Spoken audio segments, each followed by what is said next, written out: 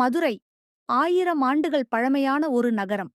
ஒவ்வோர் ஆண்டும் சித்திரை மாதத்தில் இந்த நகரம் முழுக்க ஒரு திருவிழா நகரமாக மாறுகிறது.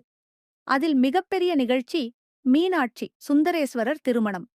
மீனாட்சி அம்மன் பாண்டிய மன்னன் மாலையதவன் கஞ்சனவர் தம்பதிகளுக்கு தெய்வீக அருளால் பிறந்தவர். ஆண்மகளைப் போல் தோற்றம், வலிமை, தைரியம், யாரையும் வெற்றி கொள்ளும் சக்தி. ஒருநாள் உலகை வெற்றி கொள்ள சென்றபோது கைலாயத்தில் இருந்த சிவபெருமானை எதிர்கொள்கிறார். அதே நேரம் இருவரும் நேசத்தில் ஒன்றாகிறார்கள். இறுதியில் சிவன் தன்னையே சுந்தரேஸ்வரராக வெளிப்படுத்தி மதுரைக்கு வருகிறார். சித்திரை மாதம் திருநாள். முழு மதுரை மலர்களால் அலங்கரிக்கப்படுகிறது.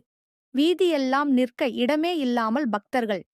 மீனாட்சி சுந்தரேஸ்வரர் திருக்கல்யாணம் என்று ஆரவாரம். அம்பாள் அழகு, எங்கும் பந்தல்கள், இசை, நாதஸ்வரம். அருளும் ஆனந்தமுமான அந்த திருமணம் தான் சித்திரை திருவிழாவின் உயிர்.